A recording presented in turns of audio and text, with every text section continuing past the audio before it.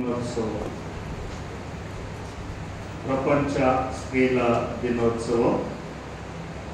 ఈ దినాన్ని ప్రపంచమంతా కూడా జరుపుకుంటాం. అందును బట్టి స్త్రీలైన వారందరికీ, తల్లులైన వారందరికీ కూడా శుభములు, దీవెనలు తెలియజేస్తూ ఉన్నా. మరి దానికి తగిన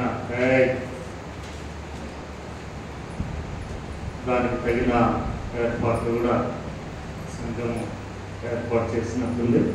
దాన్ని బట్టి కూడా పెద్దలకి శుభాలు తెలియజేస్తూ ఉన్నా.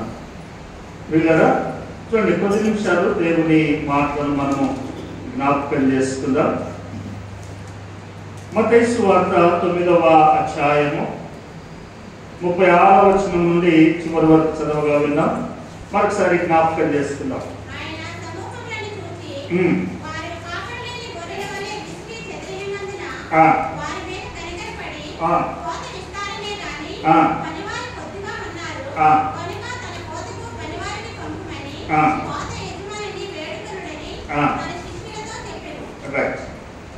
దేవుని వారలారా, యేసు ప్రభుల వారు కొండ మీద నుండి దిగిన తర్వాత ఆయనను విడిచిపెట్టడానికి ఎవరు ఇష్టపడగా, ప్రజలు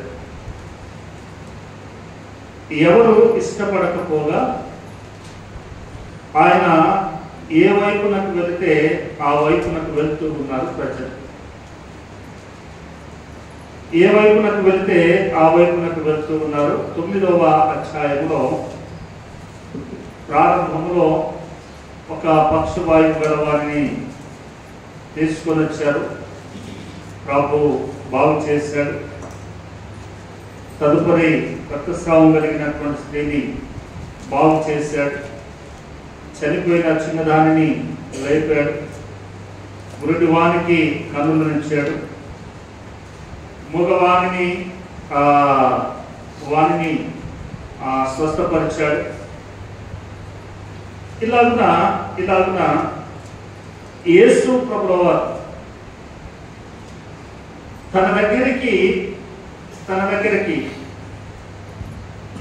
ఈ విధమైనటువంటి సమూహం అంతా కూడా అనేక విధములైన వ్యాధులు, రోగములు, బలహీనతలు కలిగి ఆయన దగ్గరకు వచ్చినటువంటి ప్రతి ఒక్కరిని బాగు చేసినట్టు తప్ప యేసు ప్రభుల వారు ఆ జన సమూహాన్ని చూశాడు. ఆయనను అనుసరిస్తున్నటువంటి, ఆయనను వెంబడిస్తున్నటువంటి జన సమూహాన్ని చూచి ఆయనకు మనసులో మెదిలినటువంటి మాట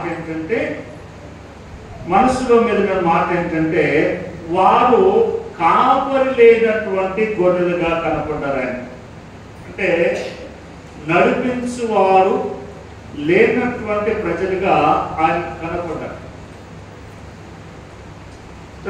నడిపించువాడు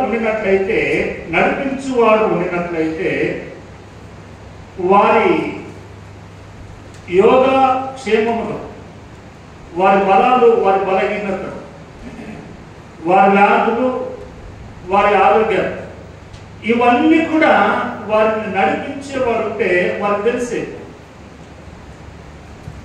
కానీ వారికి అటువంటి సౌలభ్యం లేదు. అక్కడ అటువంటి పరిస్థితి లేనటువంటి సమయంలో యేసు ప్రభు వారిని చూచి ఇలాగన్నాడు, వీరందరూ కూడా కాపరి లేనటువంటి గొర్రెలు అని. కాపరి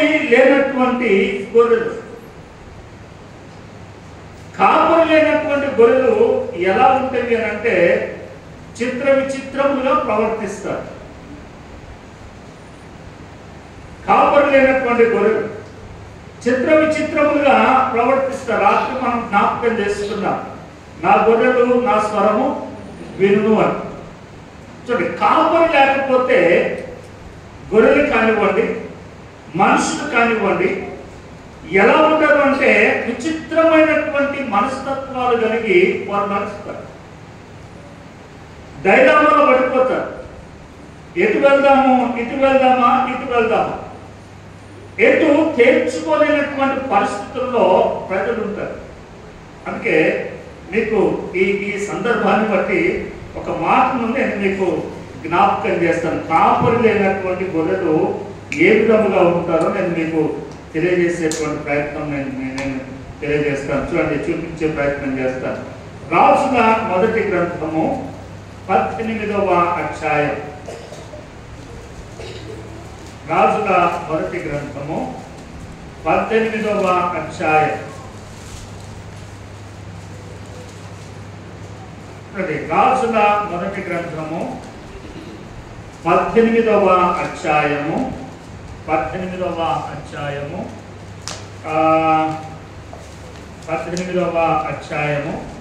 20వ వచనం చూడండి.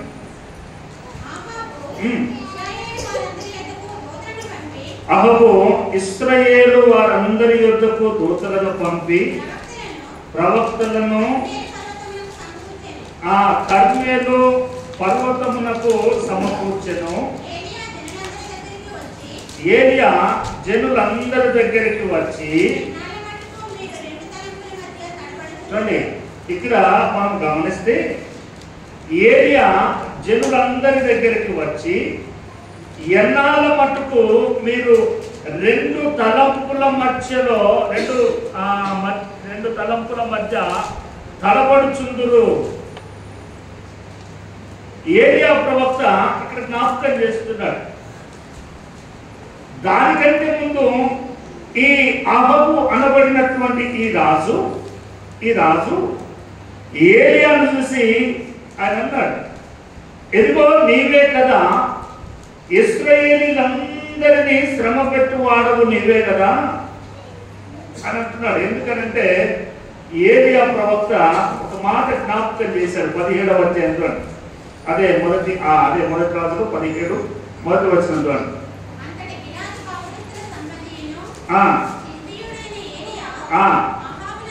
అహాబు వద్దకు వచ్చి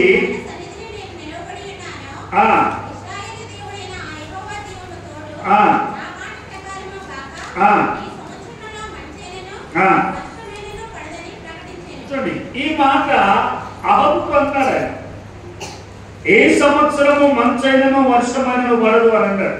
అంటే ఆ ప్రాంతం అంతా కూడా కరువు చేత నింపబడిపోయింది. కరువు చేత నింపబడిపోగా అనుకుంటున్నాడు ఈయన అహబు, ఇదిగో నీవు ఇశ్రాయేలీలను శ్రమ పెట్టువాడు నీవే కదా, వారందరినీ కూడా కరువు చేత, ఆకలి చేత, బాధల చేత ఇదిగో నీవే కదా శ్రమ పెట్టేది అని అంటాడు. ఆ మాటలు జరిగిన పిదప దైవ సంబంధమైనటువంటి మాటలు వస్తే ఈ అహబు తన సతీమణైనటువంటి యెజబెల్ దాదాపుగా వారి ప్రవక్తలందరినీ కూడా పోగు చేశారు. ఎంతమందిని పోగు చేశారు చూడండి, ఎంతమంది పోగు చేశారు అంటే ఆ 19వ వచనం చూడండి, 18వ అధ్యాయము 19వ వచనం. నీవు ఇశ్రాయేలు వారిని అందరినీ యెజబెలు పోషించుచున్న ప్రవక్తలు 450 మందిని 400 మందిని నా యొద్దకు కర్మేలు పర్వతమునకు పిలిపింపుమని చెప్పెను. ఇక్కడ మనం జ్ఞాపకం చేస్తే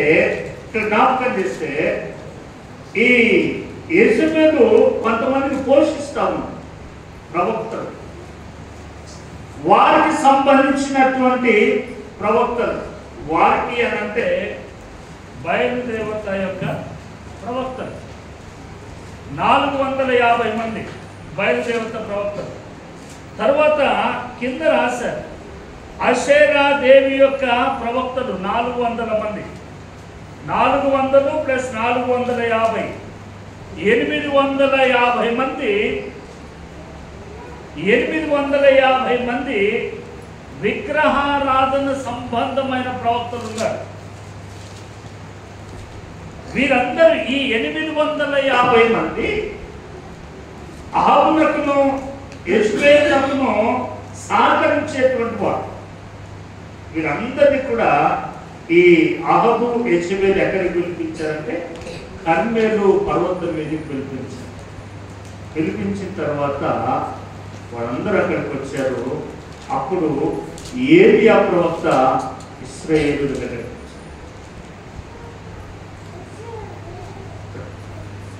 ఏలియా ఇశ్రాయేలీయుల దగ్గరకు వచ్చాడు. ఇశ్రాయేలీయుల దగ్గరకు వచ్చి వారితో మాట్లాడుతున్నాడు. ఏమంటున్నాడు? ఇప్పుడు 21లో ఏలియా జనులందరి దగ్గరికి వచ్చి ఎన్నాళ్ళ మట్టుకు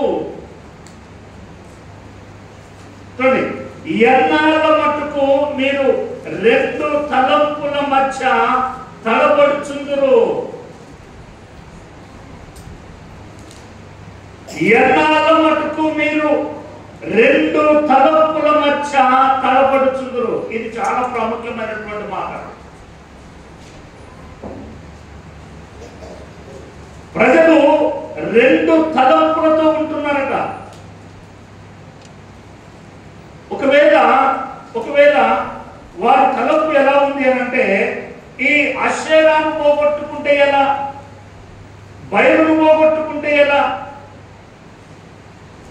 ఒకవేళ వారిని విడిచి యెహోవా దేవుని దగ్గరకు వస్తే ఇక్కడ ఏదైనా కార్యం జరగకుండా వారి మధ్యలో జరిగితే మేము ఎటు కాకుండా అయిపోతాం కదా.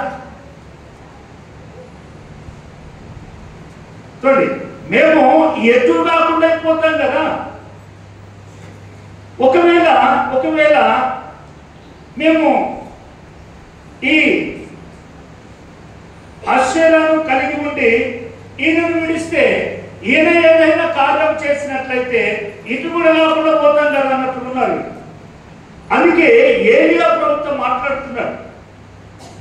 ఎన్నాళ్ళ మట్టుకు మీరు 2 తలంపుల మధ్య తలబడుదురు.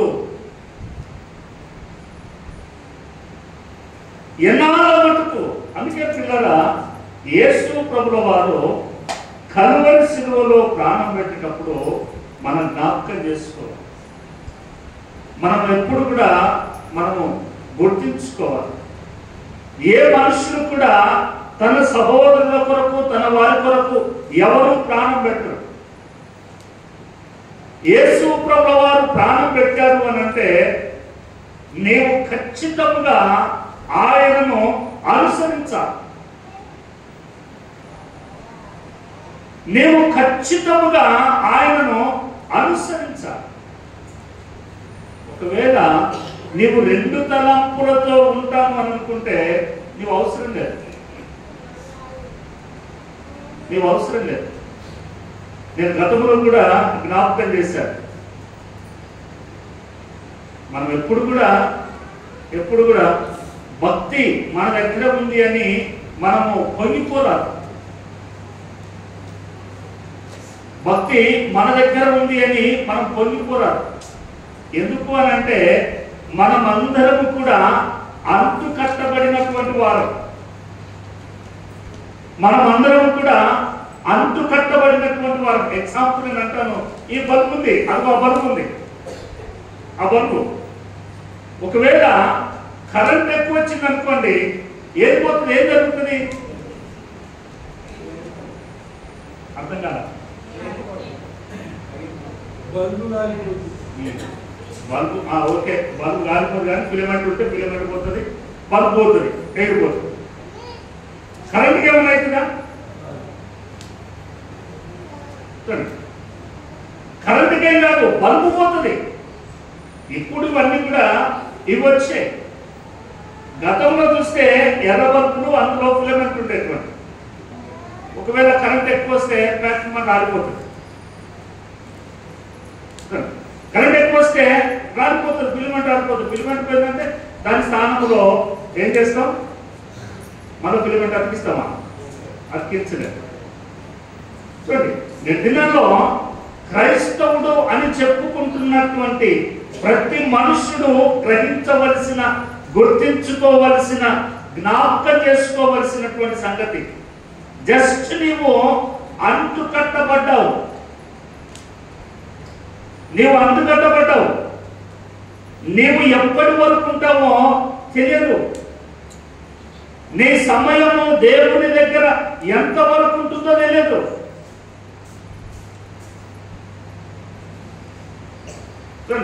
ఎంతవరకు నీ సమయమో నీకు తెలియదు. ఎప్పటి వరకు అని అంటే దేవుడు చెప్పినంత వరకు, దేవుడు చెప్పినట్లుగా నడుచుకున్నంత వరకే నీ సమయము. అందుకే రోమీలకు రాసిన పత్రికలో జ్ఞాపకం చేస్తాడు చూడండి. రోమీలకు రాసినటువంటి పత్రిక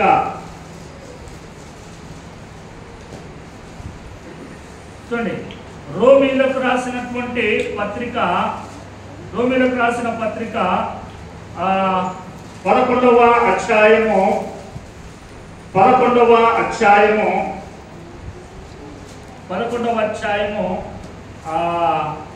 వచనం చూడండి.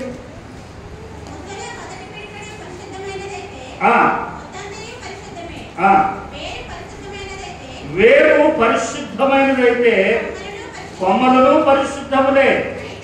అయితే కొమ్మలలో కొన్ని విరిచివేయబడి చూడండి, అడవి ఒలివ కొమ్మవై ఉన్న నీవు వాటి మధ్యన అంటు కట్టబడి ఒలివ చెట్టు యొక్క సారవంతమైన వేరులో వాటితో కలిసి పాలు పొందిన ఎడల ఆ కొమ్మల పైన నీవు అతిశయింపకము. ఒక మాట చూడండి, ఇక్కడ అన్నాడు ఆయన. అయితే కొమ్మలలో కొన్ని విడిచివేయబడి అడవి ఒలివ కొమ్మవై ఉన్న నీవు వాటి మధ్యన అంటు కట్టబడి ఉన్నావు అన్నాడు. దొండ తీగలు ఉన్నాయి, దొండకాయ తెలుసు కదా, దొండ తీగ దొండకాయలు కాస్తాయి, అవి కూరగాయలు బాగుంటాయి. అలాగనే చేదు దొండ ఉంటాయి.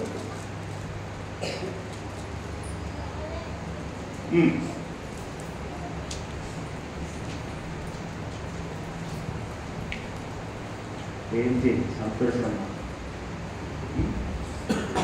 ఓకే, ఇది చూడండి, ఇది చూడండి. చూడండి, దొండ మనము తినేదానితో పాటుగా చేదు దొండ ఉంటుంది. చేదుని ఎవరు తీసుకోరండి? పనికిరాదు. చేదుని మంచిది రెండు ఒకే తిరిగి కనపడతాయి. చేదు మంచి రెండు ఒకే తిరిగి కనపడతాయి. అందుకే ఇక్కడ అన్నాడు, ఒరిజినల్ ఒలివ చెట్టు ఎలా ఉంటుందో అడవి ఒలివ కూడా అలాగే ఉంటుంది.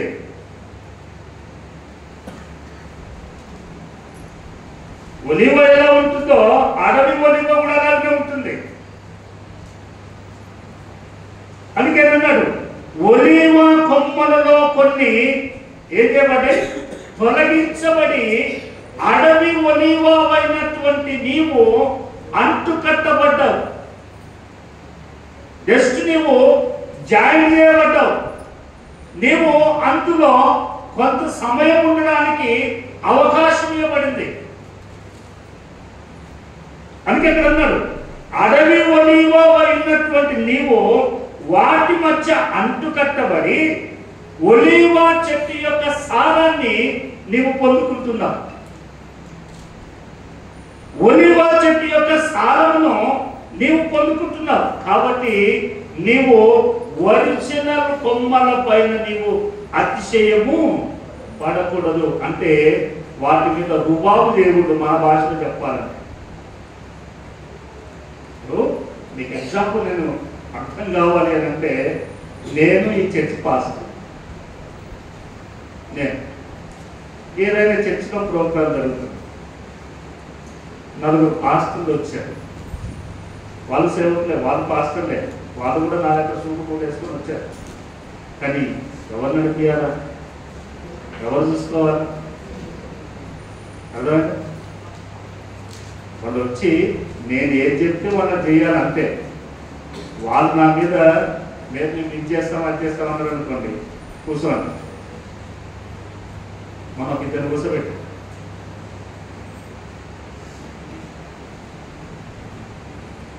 ఆయన అన్నాడు లేట్ అవుతుంది కానీ కానీ నేను చెప్పాను ఇది నీది కాదు నాది, మనం ఓదార్చాలి, అంతేగాని నువ్వు చెప్పినట్టు నేను చెప్పినట్టు కాదు అంటే కొంచెం నోరులనే నోరు బయటకు వెళ్ళిపోవాలి.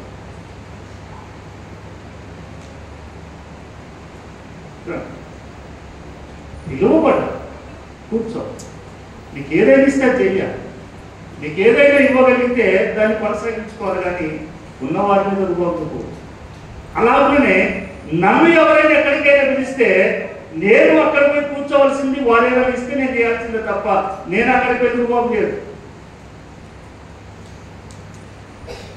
అందుకే మన భాషలో అంటాడు, ఒక ఊరి సర్పంచి ఇంకొక ఊరికి పోతే మీకు తెలుసు కదా, కామన్ మ్యానే ఇక్కడనే ఇది బయట కాదు. అలాగనే దేవుడి వాక్యం జ్ఞాపకం చేస్తుంది, నీవు నేను అంటుకట్టబడ్డాం, నీవు నేను అంటుకట్టబడ్డాం. మనకు ఏ రైట్స్ లేవు, మనకు ఏ రైట్స్ లేవు, మనకు ఏ వాగ్దానాలు లేవు. మీరు అనుకుంటున్నారు వాగ్దానాలన్నీ కూడా మనయే మనయే మనయే అని. వాగ్దానాలు ఎవరి అని అంటే చూడండి, లేవియాకాండము చివరి అధ్యాయము చూడండి, లేవియాకాండము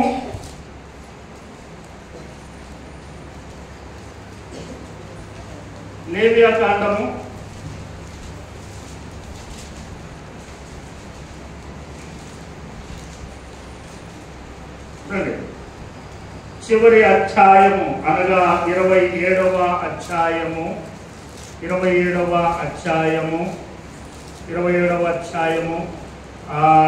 ఎక్కడ నుండి చూస్తారు అని అంటే 30 వచ్చి నుండి చూసినా పర్లేదు.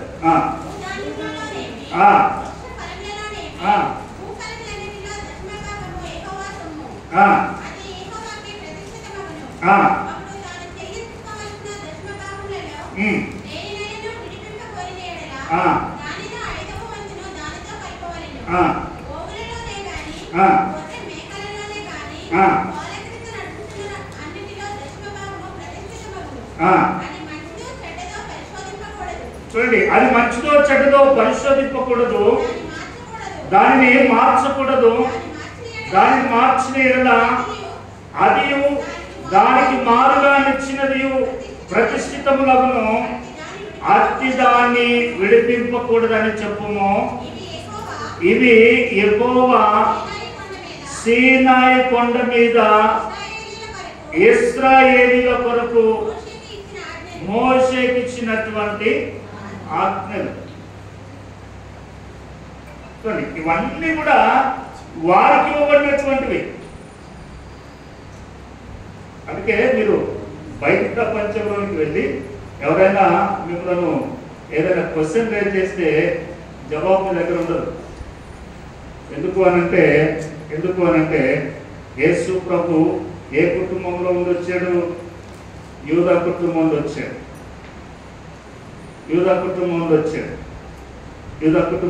వచ్చాడు.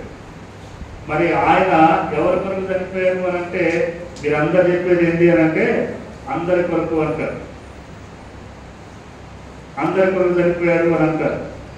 ఒక రెఫరెన్స్ చూపించమంటారు. మీరంటారు యేసు ప్రభు అందరికీ, యేసు క్రీస్తు అందరికీ ప్రభు అంటారు. మనకు అదొక్కటే తెలుసు. అదొక్క మాట మాత్రమే మనకు తెలుసు. క్రింద ఆయన ఏం చేశాడో, ఎవరి కొరకు పంపించబడ్డాడనేది మనకు తెలియదు. చూడండి, అపోస్తల కార్యములు 10వ అధ్యాయం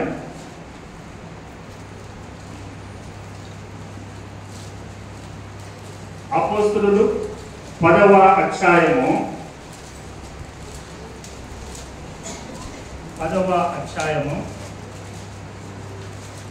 ఎన్నో వచనం? 36వ వచనం. చూడండి, ఇక్కడ ఇది ఒక్కటే. ఎక్కడైనా చూడండి, వాళ్ళకి ఎక్కడైనా కూడా రాస్తే ఇంతవరకే రాస్తారు. గమనించారా అమ్మా? ఎప్పుడైనా గమనించారు, ఇంతవరకే రాస్తారు. యేసు ఇది యేసు క్రీస్తు, Jesus Christ is lord for all. దాని మీద రాస్తారు. జీసస్ ఇస్ ఇది మన రక్షకుడు రాస్తారు. అంతవరకే రాస్తారు. మనం కూడా దాన్నే పడతాం. చూడండి కింద చూడండి. తర్వాత ఎవరి ద్వారా? యేసు క్రీస్తు ద్వారా దేవుడు సమాధానకరమైన సువార్తను ప్రకటించి ఆయన ఎవరికి వర్తమానం పంపారట? మీరెవరు? జవాబు ఉండదు. ఇది ఎవరంటే జవాబు ఉండదు. మీరు ఇశ్రాయేలీలా? మీరు అన్నిలా?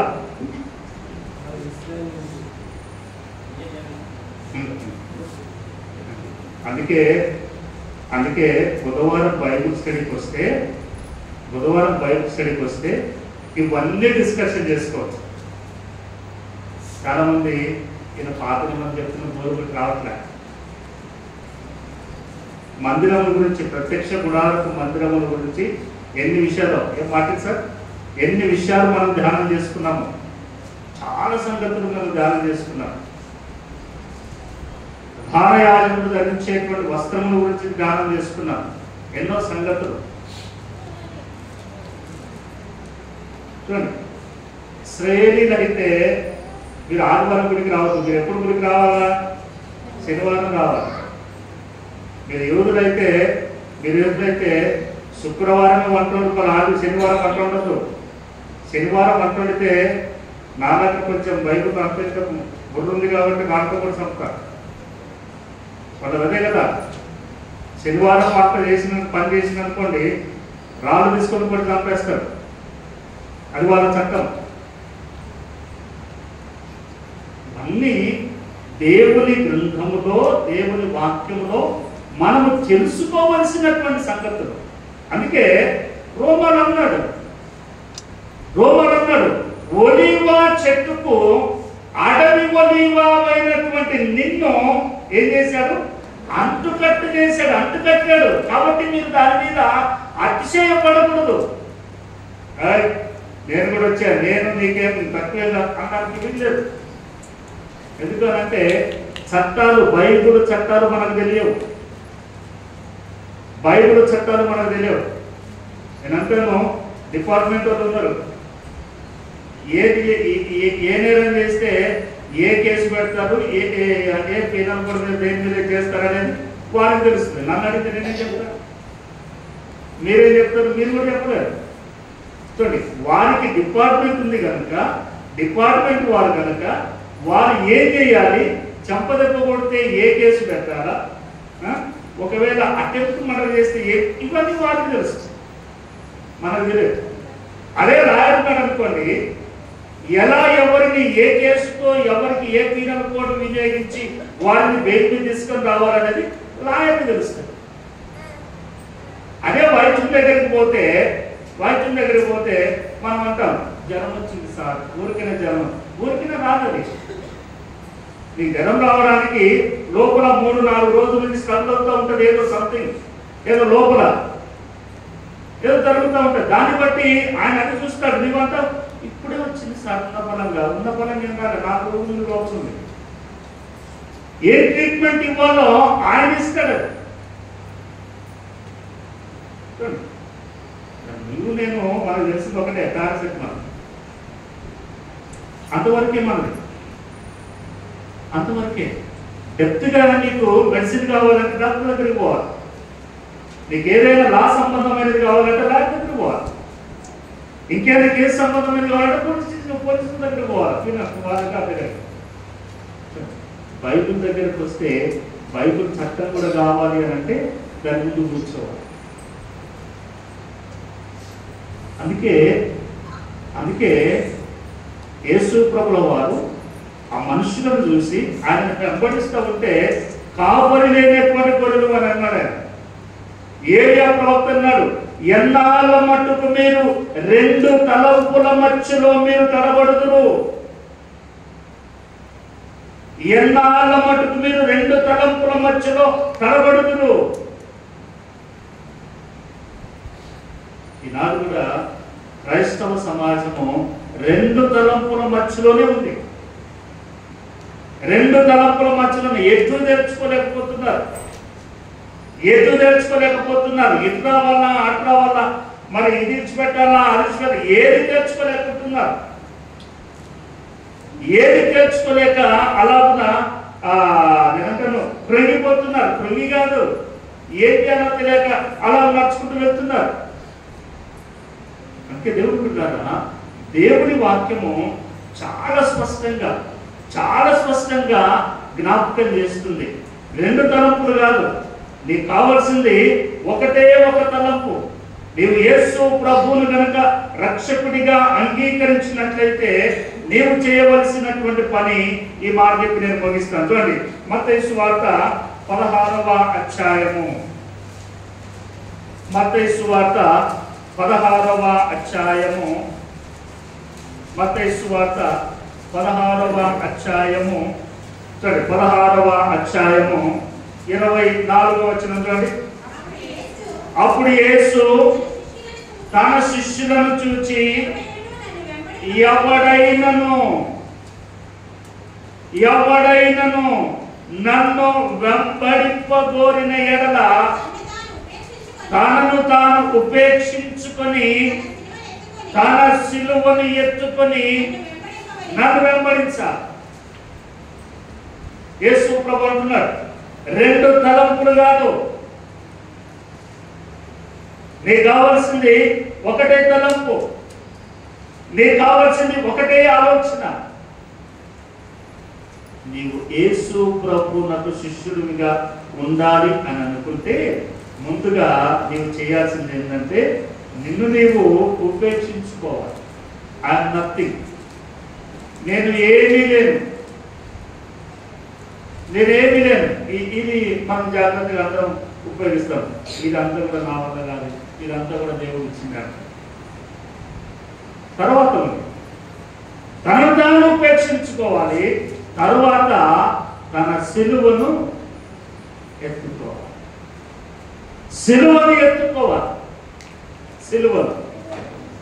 దేవుడు బిడ్డలారా, చూడండి, సిలువను ఎత్తుకోమన్నాడు.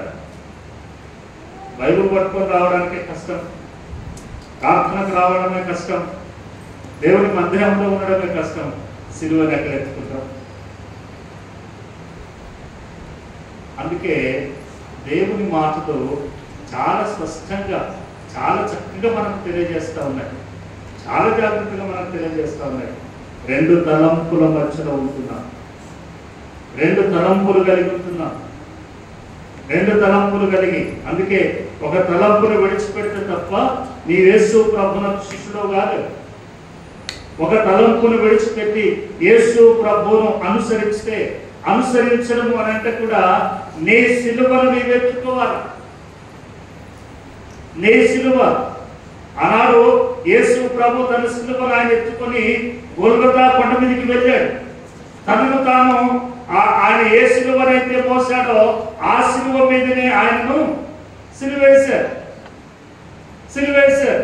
సిలువేస్తూ ఉండగా అన్నాడు, తండ్రి వీరేమి చేయుచున్నారో మీరు ఎరుగరు కనుక వీరిని క్షమించు అన్నాడు. నీ సిలువను ఎత్తుకొని నీవు నడుస్తావా? నడిస్తే ఒక డెస్టినేషన్ ఉంది, ఒక ముగింపు ఉంది, ఒక గమ్యస్థానం ఉంది, ఒక గమ్యం ఉంది, ఒక ముగింపు ఉంది. అక్కడ సిలువ వేయబడినప్పుడు నీవు అనగలుగుతావా? కష్టం. అందుకే యేసు ప్రభు ప్రతి దినము, ప్రతి సమయము కూడా ఆయన కనికరపడుతున్నారు. వీరందరూ కూడా కాపరి లేనటువంటి గొర్రెలు, వీరందరికీ నాయకుడు లేనటువంటి మనుషులు, వీరందరికీ బోధించేటువంటి వారు లేరు, వీరందరినీ కూడా నడిపించేవారు లేరు అని యేసు ప్రభుల వారు నిత్యము ఆయన జ్ఞాపకం చేస్తున్నారు. నిత్యము జ్ఞాపకం చేస్తున్నారు. ఒకవేళ మనము పొరపాటు పడితే మోసపోయేది మనమే. మాకు బోధకుడు ఉన్నాడు, మాకు కాపుడు ఉన్నాడు, మమ్మల్ని నడిపించేవాడు ఉన్నాడు, మాకు బోధించేవాడు ఉన్నాడు అని అనుకుంటే పొరపాటు. ఒకవేళ బోధిస్తే, ఒకవేళ ఉపదేశిస్తే నీవు నడుచుకోవాలి, నీవు అనుసరించాలి, నువ్వు పాటించకపోతే అక్కడ జ్ఞాపకం చేయబడినట్లుగా ఆ ఒలీవ చెట్టు మీద అతిశయపడుతున్నావు. మొదటి తరువాత మరలా నిన్ను ఏం చేస్తారు? అక్కడ నుండి తీసేస్తారు. ఆ మాట చూసి ముగిస్తారు. ప్రార్థన చేసుకున్న తర్వాత రోమా 11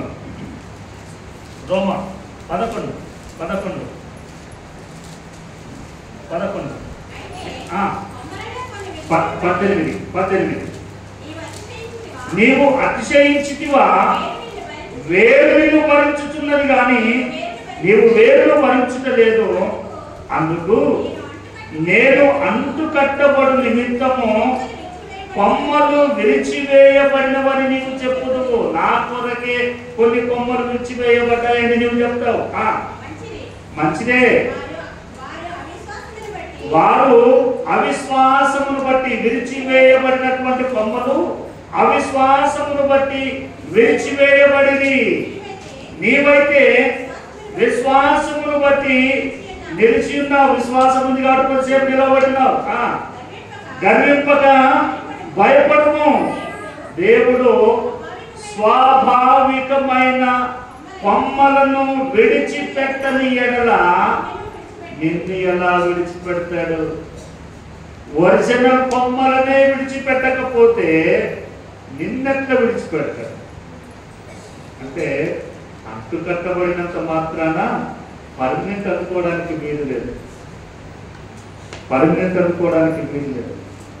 మన ముగింపు, మన గమ్యము చేరేంత వరకు కూడా ప్రభు దగ్గర అనుకువతో భయముతో మనము ఉండాలి తప్ప దేవుని సముఖంలో కానీ దేవుని సన్నిధానంలో కానీ మనము అతిశయపడడానికి వీలు.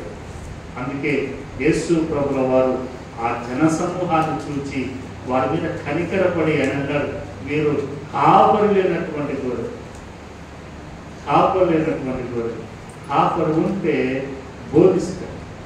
బోధిస్తే ఆ గొర్రెలు విని దాని ప్రకారం వచ్చింది. ఒకటి రాత్రి వేళ నువ్వు వినాలా, ఆ మాటల ప్రకారం నడుచుకోవాలి. అలాగనే ఒరిజినల్ ఒలీవ చెట్టుకు అంటు కట్టబడి ముగింపు వరకు అలాగనే కొనసాగాలి.